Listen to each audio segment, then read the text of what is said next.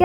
ချစ်တော်လေးတို့ရေဒီနေ့ကကြတော့မြန်တို့ရဲ့မင်းမျိုးမှာရှိတဲ့ဒီလေးထောက်ဆက်လေးထက်ကတစ်ခုဖြစ်တဲ့ဝေါခေါင်းစိတ်ကွဲလေးကိုမြန်ပြစ်ပေးမှာဖြစ်ပါတယ်ရှင်ဒါကကြတော့မြန်ရဲ့တမန်ကြီးရဲ့ညီမလေးရဲ့ဝေါခေါင်းစိတ်ကွဲလေးပေါ့နော်အစေးရစာရီပိုင်းပြလေးနဲ့ကြတော့မြန်ရဲ့ယောက်ျားရဲ့အတော်ပေါ့နော်ရင်မြန်ရန်ကိုမလီစားအားစားရတဲ့မြို့သမီးလေးတယောက်လို့လည်းပြောလို့ရတယ်ဘာကြောင့်မို့လဲဆိုတော့အမြဲတမ်းလာနေပြီးတော့အမြဲတမ်းတူကြည့်လိုက်တက်ကြွလက်ဆက်ပြီးတော့မြန်လေးစားအားစားရတဲ့မြို့သမီးလေးတယောက်ဖြစ်ပါတယ်ရှင်အဲ့တော့စစ်ပြီးပြောမှာကြတော့ဒီဝေါခေါင်းစိတ်ကွဲလေးကကြတော့မြန်တို့ရဲ့ဘာသာမှာဆိုရင်တော့တာဦးပေါ့နော်တာဦးကိုတာဦးပေါ့နော်တာဦးကိုလှုပ်ပေးတဲ့ကွဲလေးဖြစ်ပါတယ်ရှင်တာဦးမင်္ဂလာကိုမြန်တို့ရဲ့ဘာသာမှာဆိုရင်တော့အမေခက်ကမြန်တို့ရဲ့အမေခက်ကပေါ့နော်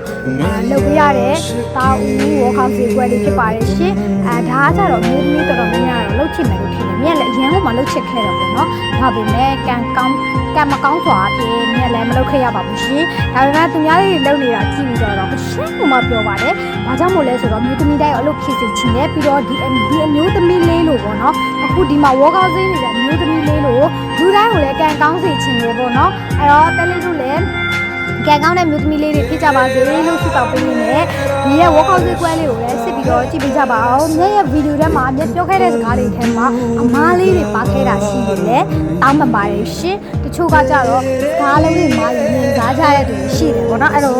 လိုလည်းမြဲစားကြပါနဲ့မြကိုပို့ပြီးတော့ချစ်ပေးကြပါအောင်လို့ပြောရင်းနဲ့နောက်ထပ်ဗီဒီယိုလေးတွေလည်းစစ်ပေးဖို့ရှိသေးတာဖြစ်တဲ့အတွက်ကြောင့်မလို့ဒီရဲ့ဗီဒီယိုလေးကိုလည်းစကနေစုံကြည့်ပေးဖို့မမေ့ပါနဲ့ဒီဝေါကောင်းစိကွဲလေးမှာဆိုရင်လာထားတဲ့အပိတ်အကုန်လုံးက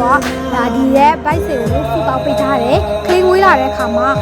သူကဘောတော့လွယ်လွယ်ကူကူနဲ့ချောချောမမငွေးလာစီဖို့ခလေးလေးကိုဘယ်နည်းနဲ့မှမကြရောက်သေးဘူးအားလုံးစုပေါင်းနေတာပို့ပေးတယ်ကွဲလေးလေးလည်းပြောလို့ရတယ်ဒီကွဲမှာဆိုရင်တော့အနောက်မှာစပရိတ်လေးအများကြီးရှိသေးတာဖြစ်တဲ့အတွက်ကြောင့်မို့စိတ်ဝင်စားတယ်ဆိုရင်တော့ဒီဗီဒီယိုလေးကိုစောင့်ကြည့်တော့မမေ့ပါနဲ့ဒီဗီဒီယိုလေးကိုကြည့်ပြီးတော့မြန်ကိုချစ်ပေးဖို့မမေ့ပါနဲ့အောင်ရှင်အားလုံးကျေးဇူးအများကြီးတင်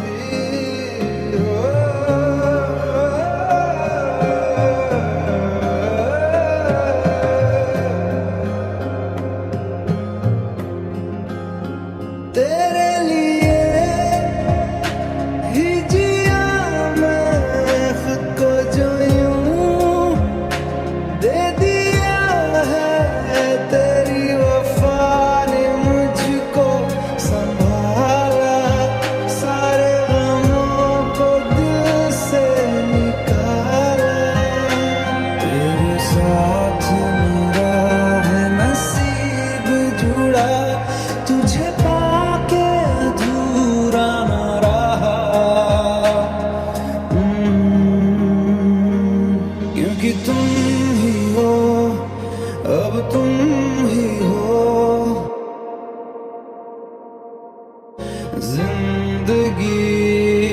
अब तुम